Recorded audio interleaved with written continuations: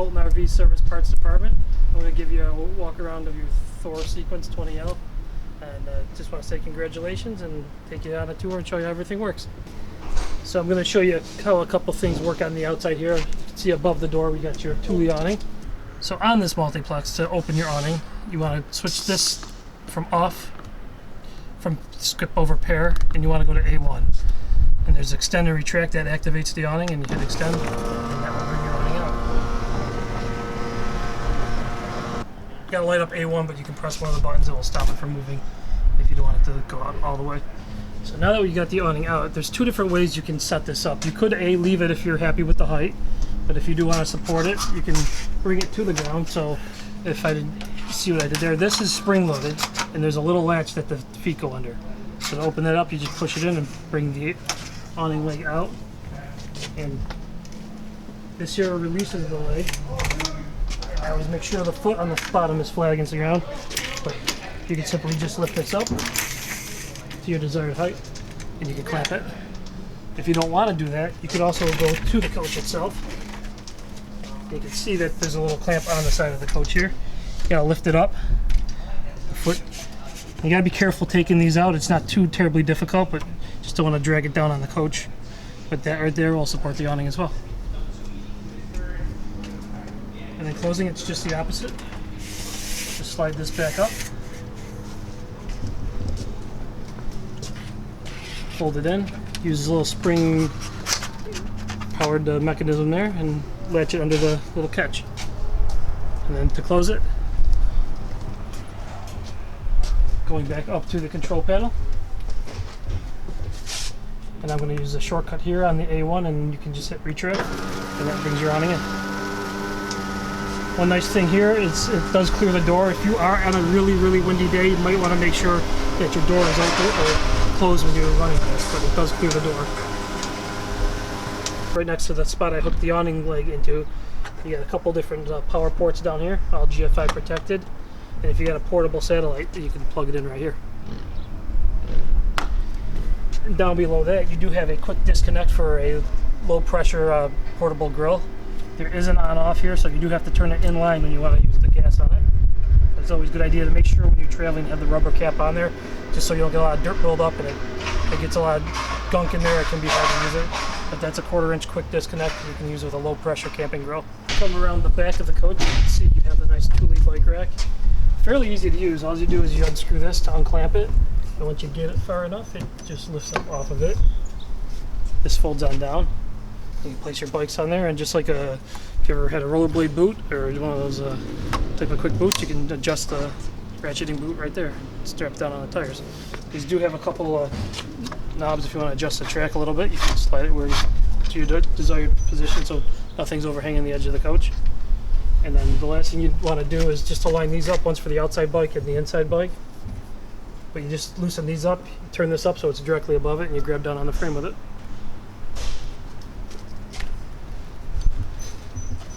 So closing it, actually you do want to use the little one here. It just lifts up. I would make sure that you have all the tracks tightened down. Just clamp it in, tighten it off. And if you want to make sure no one plays with it, the key on your keyring, that will lock this down. And that will keep it from coming off. So when opening the doors, just got to make sure this does have a nice lock and stops the door from opening, but you can go all the way over, and if your bike rack isn't adjusted far enough in, you can run the risk of it bumping into the tail light. So just be mindful of opening the door. On the inside, we have one of our shop cables hooked up, but you have your power cable, and I'll show you how that hooks up on the side. And you got your spray hose, and that's another quick disconnect, just like the propane. You just open this here, and if you're not hooked up to a water spigot at a campsite, you have a spot to control your pump to use the water in the holding tank right here. There is a light that is around the side of the coach.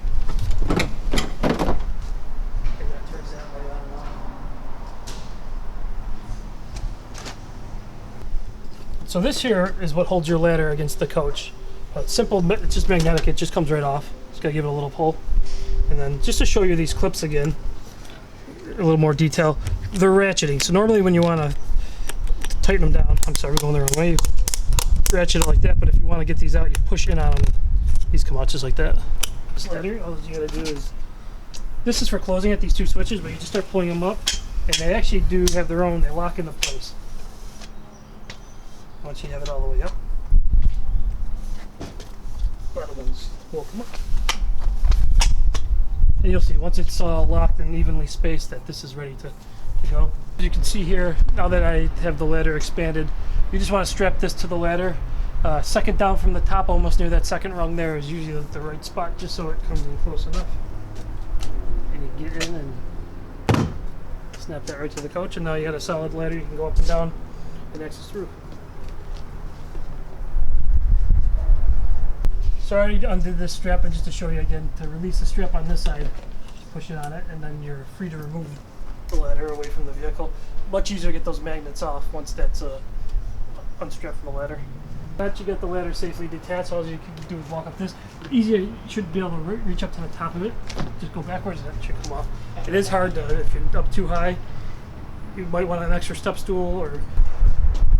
Alright, so this ladder is pretty easy to put back.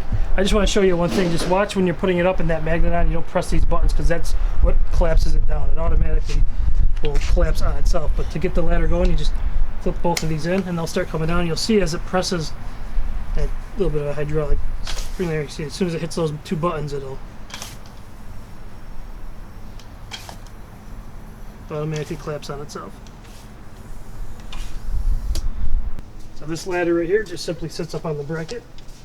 The strap is sticking out, and this just is a Velcro strap to keep it from expanding. And then you just pull these and you strap them up on top. So as we come around the back side, you got your sewer dump in the back. Pretty easy to use. Take your standard RV camping hose with the bayonet fittings. This just twists on here. If you've dumped any other RV before, it's the same as 90% of them out there. And then just so you can see them, your black and your gray handles are in the back.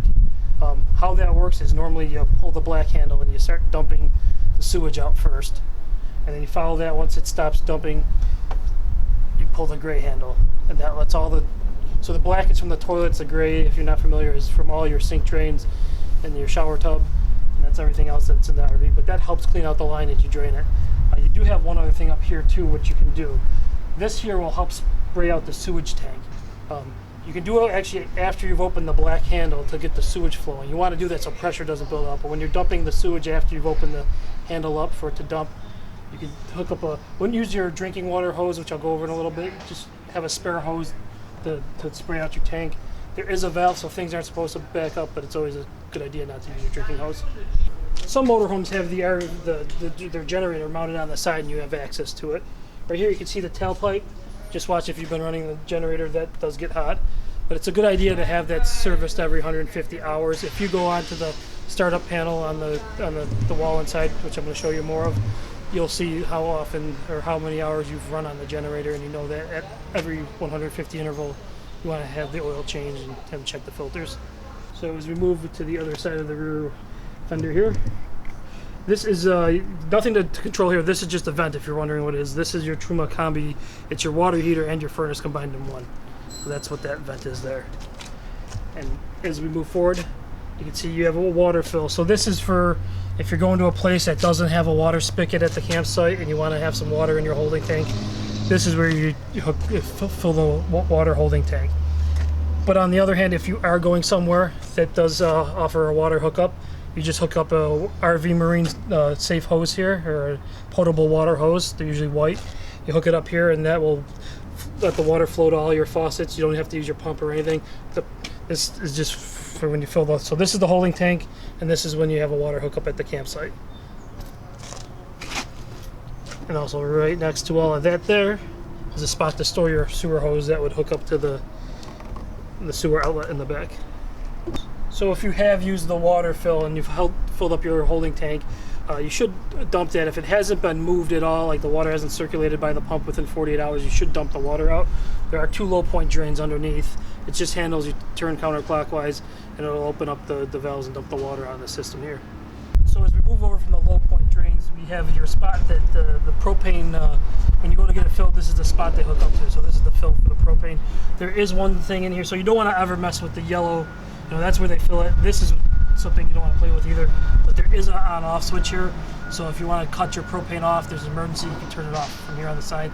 If you're storing the unit, not using it, it's not a bad idea to flip that switch off too.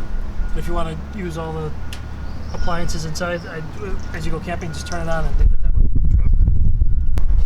So you can see on this side of the coach, you have another one marked satellite. This is where if you have a portable satellite or a cable hookup at a campsite, this is actually where you plug it in. The other spot that you can see they have a power outlet next to it on the opposite side. That's where you'd actually tap into it with a TV. So you put a TV on the outside, plug it in on the opposite side. But if they offer it at the camp, this is where you want to put it. So on this side here, just because if you ever pull over and you don't know where your gas tank is, it's actually hidden right behind the driver door. So you got your gasoline fill right there, and that's where you pull up to on this side of the pump when you go to a gas station. Another thing too, I'll just show you while we have this open, is you have a couple different batteries. You got your normal, it's a vehicle, it's got its normal vehicle chassis battery, we'll call it, and it's got its house batteries for the living area.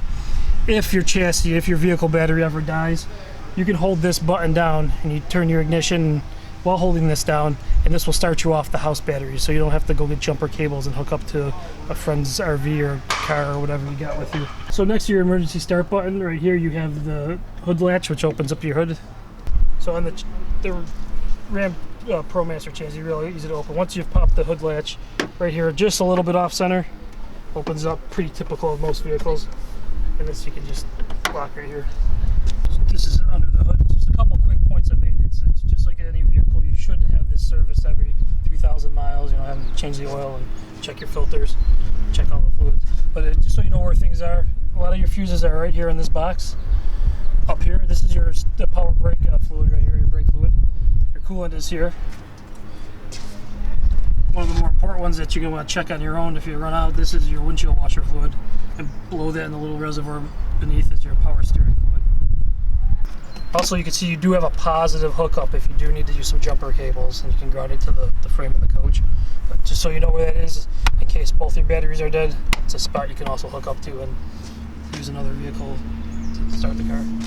So a couple things with maintenance on this coach. It's a good idea. Anything with automotive paint, not just have it washed, but it's a good idea to have it waxed with something with UV protectant in it. The wax obviously repels dirt, but the UV protectant extends the life of the paint job and the color and the finish on the coach. Okay, so I was talking about you do have solar on the roof. Below here, this is a solar charge controller. It just gives you a readout of the voltage of the battery. You'll see when it's charging, it'll hit 13 point some odd volts. When it's fully charged, it'll stop charging. This is what that controls, so it doesn't overheat your batteries and destroy them. But this here is just basically going to charge the batteries up till full, and then it shuts off, but it's all automatic. There's nothing you have to play with on here. You could see the draw of amperage that is being drawn on the system, and it'll just toggle back and forth between amp hours that you have and back to your voltage. But that's all that does. It's all automatic. There's nothing to turn on or off with it. So this coach also comes with an inverter. It lets you run some of your plug-in devices off of your batteries, but you gotta watch, it's only 1,000 watts, so you can't run like a hair dryer or a coffee maker, because those tend to be higher wattage than what the inverter. But it does, if you want to plug something in and charge like a phone, or plug a smaller device in that's under 1,000 watts, you can look at the label, and they always tell you by the power rating. But this lets you plug something kind of relatively low power in and use it when you're not running your generator. Above your inverter control, you have your battery disconnect. Basically, what it does is it lets you disconnect everything that would draw power from the battery when you're not camping. So you shut that off, and that prevents any appliances in here that might have a parasitic draw. It keeps them from draining the batteries out, and it just ensures that your batteries have a nice, healthy, long life. But good rule of thumb with it is before you go camping, a day or two before, and you want to get the fridge cool, turn it on. You can leave it there. Once you're done camping, you've unloaded the fridge, you could turn that off. So one other important point of advice here too is when you are camping, some people tend to, if they're not plugged in, they use it like a master light switch. Problem is with solar, and if you are plugged into shore power, you got to have this in the on position for your house batteries, your living quarter batteries to charge. So don't get in the habit of flipping it on and off for lights. You manually control the lights. They do have quick and easy access to turn lights on and off on this coach. Alright, so this is your multiplex, and it controls a lot of your appliances on the coach. If the screen is ever shut off, you just basically tap the screen, it will come back on. And another way, just to show you, if you ever hit the wrong button and you get out of the app, this little circle, just like an Android phone, is your home screen. Once there, just remember it's this little orange icon gets you back into the controls for everything on it. So one more time, I'll get out of that. If you're ever lost or stuck on a screen, you can press that and go back into the multiplex. So first main screen, the home, you got your tank levels. You have a shortcut to control your lights, and you do have a master. So this shuts all the lights that are tied into this multiplex on and off. If you're going to use a sink and you got water in your holding tank, you can, or the shower, you can turn your water pump on right here. And you also can turn your air conditioner on and off just by flipping the button right there. As we come down, this shows you your tank levels. Another spot to turn your water pump on and off, but then next to that, so your tanks on this, you have heaters. And so if you're out camping and the temperature is going to drop, slightly below 32 degrees, you can turn the tank heaters on. They're like a heating pad under the tank, and it'll keep your sewage from freezing. I think I've said in other videos I've made, but if you are out camping and you see the forecast hit 32, you see everybody packing up. As long as you're in the mid-20s to low 30s, you can still stay camping and leave at your own leisure. Next tab down is another way to control your awning. So I did show you, to reiterate right here, if you go to A1, that controls your awning extend or retract. Or in here, the second way to do it. And you can see, if you look closely, it says extend and retract on it. Then you got your climate controls here. So you can pick, basically turn it on. And you can pick your temperature just by going up and down here. And you can also control if it's on cool auto, or just fan only. So there are a couple options. So if you don't want the AC compressor kicking in and you just want some air movement, you can put it on different fan speeds, or you can do straight cool. Also, if you want it to warm up, you can turn the temperature up on it. And just to shut that off so you can hear me, you just tap it again and it shuts right off. So next button here is lighting. You do have quick buttons for all your lights on the coach. So you can see as I flip some of these, like 4 is your ceiling lights, 3 is your bathroom light, 2 is an accent light next to us over the sink, and 1 is your entry light right above the doorway here. But you could control a lot of these lights too if you want to dim them. They actually do put a lot of these on a fader, so you can swipe them up and down, or you can just tap them and toggle them on and off. Also below that, you have an awning light, so when you have the awning open at night, you can turn that on, and you do have an outside light. The one that I showed you can also be controlled in the back is right there. So moving along to the next step, this is your power. This is mainly your generator screen. So if you're wondering how you start your generator, you have a start and a stop button right here to start it. It also is equipped with something called AGS. It's an auto generator start system, and you can actually have it start a couple different ways on this. Just so you don't accidentally turn on when you tap it, they make you swipe into it just so you don't. So this will use your fuel up. If you run out of under a quarter tank of fuel, your generator will no longer start. So once it's on, you can hit energy settings, and then you can see what actually will trigger the generator to come on. So if it's battery levels, you're camping, boondocking, your battery levels drop below.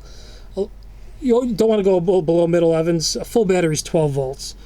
If you get down to 11, you're actually getting close to 50% charge. So it's not 6 volts. It's actually in the 11s. You're getting closer to 50% battery. But if it drops below 11.5 here, it'll kick your generator on, and it'll stop when it's fully charged at 13.3 volts.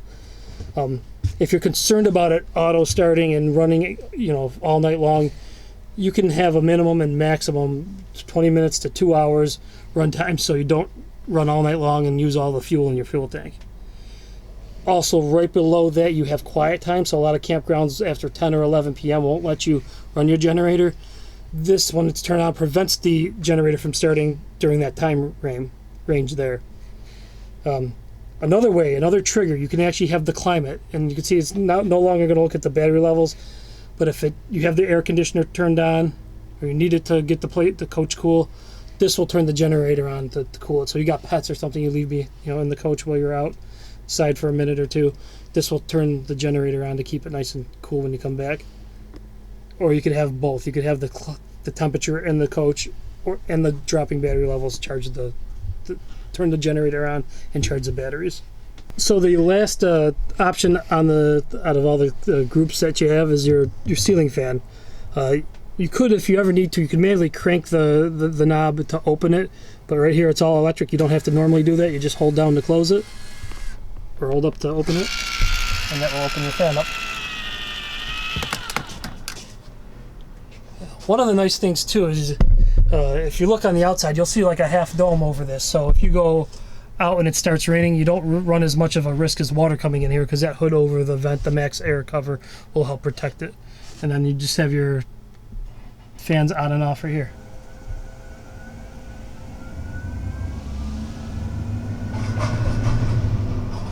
And pretty user-friendly system. It's pretty intuitive. Once you look through it, it only takes a couple seconds to go through it, maybe once or twice, just to get down where everything is.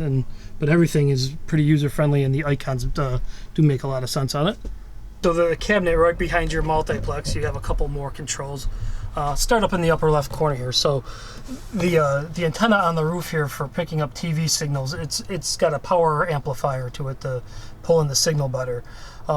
Just like any TV that you might have had in the past, you got to auto program the channels.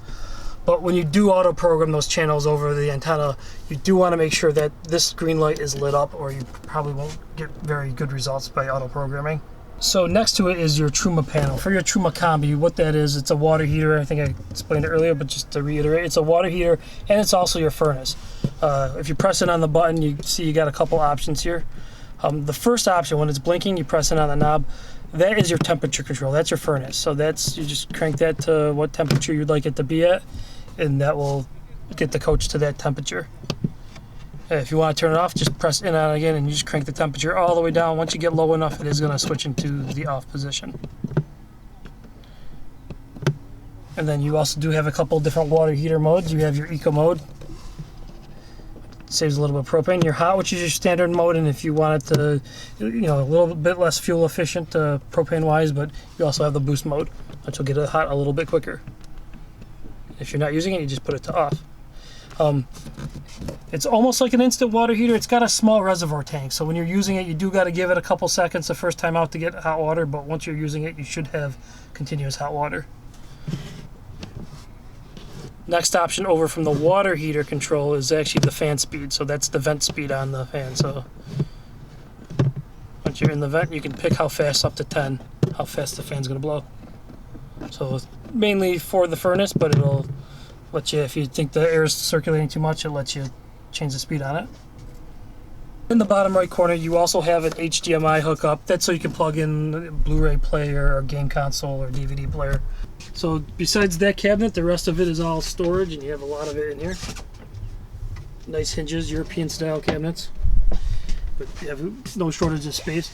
One other button I do want to show you about real quick. So all of your outlets, if they get wet, they are hooked through a GFI circuit. So what it does is, if you ever had it in your bathroom where you have the test reset button, right here below the sink, that's your GFI reset right there. So if you're ever plugging in and something's not working, it's a good idea to know where that is, just in case. Couple other things that I get a lot of people asking questions about. These lights on off, you just push the light itself. And then the rest of, whatever the lights that aren't controlled on your multiplex up front do have little buttons on them, so you can control them manually. So on the front of this coach, if you look up top, you got a plastic dish. This right here is called, it's a Winegard Connect. It serves as two things. A lot of campsites do offer Wi-Fi, so if you're parked too far away from it, a lot of time your devices won't get it. This lets you connect to that Wi-Fi network, but also it can be turned in if you have a data, like a SIM card with a data plan on it. Some people carry little hotspots around, little MiFis. You can use that a SIM card that works in that inside the Winegard Connect, and use it as a mobile data receiver on the go for a 4G LTE. With the WineGuard, how this works is whatever device, say you're using a laptop or your smartphone, what you do is you go into the Wi-Fi settings on the device and you pair it to the Connect 2.0. You'll see it show up on the screen. In the top page of the manual, it's going to have you go to a web page, and the web page will show you, instead of going to your phone and finding the Wi-Fi network, it's going to have you go to the page in the manual and find the Wi-Fi network. So how the WineGuard Connect works is if you want to connect it to a Wi-Fi network, what you do is, say you're going to use your laptop and you want it to be on the, have the boosted Wi-Fi. What you do is you connect your device to the WineGuard Connect. The WineGuard Connect, you do in your manual bag have a manual, and on the top cover of the page, it has a website address to go to. So once you've connected your phone to the WineGuard Connect, you open up your web browser on whatever device that it is that you have, and then again, it's on the top of the manual. When you go to that web page is going to show you a list of Wi-Fi networks in the area that the WineGuard Connect up top sees, and it's going to have you connect through that. But all the instructions are on the top page, and it's pretty easy to do it. If you've ever changed the password on a Wi-Fi router before, it's similar, but the only difference is instead of connecting directly to the network with your cell phone or whatever, you connect to the WineGuard Connect, and then open a web page up, and then it'll have you connect to the Wi-Fi network in the area. So if you're kicking your feet up and you want to watch a little TV, you got a couple nice options here. You can pull this little chain, and this will let you swing the TV out to a comfortable viewing angle for everybody in the back here. And then also, instead of having to prop a bunch of pillows behind your head, you grab this in the center. Here it ratchets up. You can stop it at a couple different heights. When you're done with it, you just pull it all the way up and it'll set back down. So a couple of safety things that's good to know about, besides I showed you your GFI reset, but a couple things that you want to check regularly. Above me is your typical household smoke detector. It's a good idea to test it every once in a while and change the battery out every 6 months. And then, because your cooktop uses propane, and you got a couple other devices that use propane in here, below is this detector. It detects two things. It'll detect propane gas, and also will detect carbon monoxide buildup. And it is nice to have your carbon monoxide detectors low on the ground like that because it's being a heavier gas. But just one thing, you should check those. Those do typically, should keep an eye on it, should replace them every 5 to 6 years. If you want to make this into a bed, pretty easy to do. There's these bed rails that come out, and they actually have a little spot they just slide into. There's 4 of them all the way up going forward. And then you'll see in a second, you take the tables, they have a bracket on it that supports it in place, and then you use the existing pillows that you used as backrest before as part of the bed. On the right side or passenger side of the coach, you have a little storage compartment that keeps your table legs that just twist into the ground for making a table, and the table also doubles as your bed support. And as I showed earlier, you just pull the bars out, and there's 4 of them going forward, and this just sits right here on the metal bracket. And the best way is to feel it. And once you're locked in, you take your back support or your back cushions and you line them up as your bed. Show how that works. This is all Velcro, so just so you realize these do separate. And you take the thicker cushion here, and these will just squeeze in here, and then you form that as a bed. Just so you can see how the table works, this just basically, I just want to show you one thing here. This is threaded, so just so you can see, if you undo it, if you have trouble with it, you can back that off a little bit, but this just drops into the spot, until the holes are lined up. Once it's in there, you just twist it to lock it in place, and then you just put the table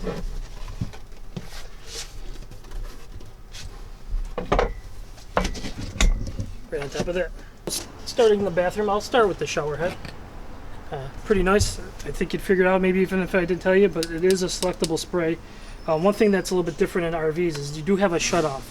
Since you have limited water and a holding tank, if you're not hooked up to a water hookup or a spigot, this will let you turn the water on and off and preserve the water supply. Do have a nice medicine cabinet right next to the shower head.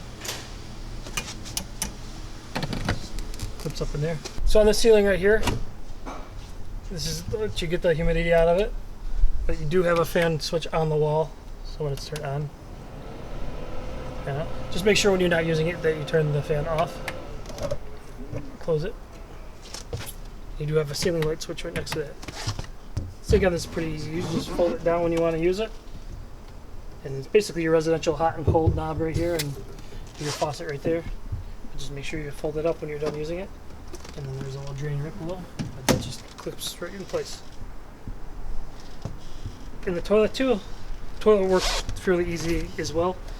When you're using the toilet, you want to raise the water level above any waste in there. You just slightly squeeze it to get water coming out, and then when you want to dump the toilet out, you go all the way to the floor to dump it. Sink's pretty easy. You got a nice cutting board, but once you want to use it, you just works like your same residential faucet you have in the bathroom. And then next to the sink, you do have your cooktop. Pretty easy to use. When you want to use it, you just turn over the light, you press in on the knob, and you hit the spark button, and that will light the burner when you want to use it. And simple as that. And then after it's lit, you just go to the temperature that you would desire. And just make sure when you're done using it, you turn it off. Don't want to set that LP alarm off. One other point with the cooktop too, anytime that you're cooking, good idea to have some ventilation, open the window or the doors, or the roof vent on the ceiling. So below the cooktop is your refrigerator. Just one nice thing with this, one good thing of reminder I should say, is when you're not using this, there is a knob right here. It turns the fridge off. I would turn it all the way down until it clicks, and that will turn the fridge off, just so you're not running down the power when you're not using the coach. And like I said earlier too, should plug this in a couple days, or at least a day beforehand, but if it's really hot, I'd give it maybe 2 days to cool down. Moving over next to that, you have your microwave. Microwave's pretty similar to your home one, except for it does convection. Most microwaves have your time cook mode, but here what you do is you hit the power button, and it's hard to see, but it's level 10. And then you just type in the amount of temperature you want, or time you want, I'm sorry, and hit start. And that will start your microwave. If you want to convect, if you look closely at the numbers, they have a temperature on it. All you gotta do is hit convect. Say you want 300 degrees, which is on number 5. You just press that number and hit start. So across from the sink, I just want you to see there's a little hole, and then down at the very bottom there, there's a knob you can open up. That drains your water heater when you're not using it. So just so you know where that is. If you do get low and you're looking at your battery disconnect, you'll see on the wall it says drain outlet. It's directly behind that. You got to reach to the bottom to open it up to drain it.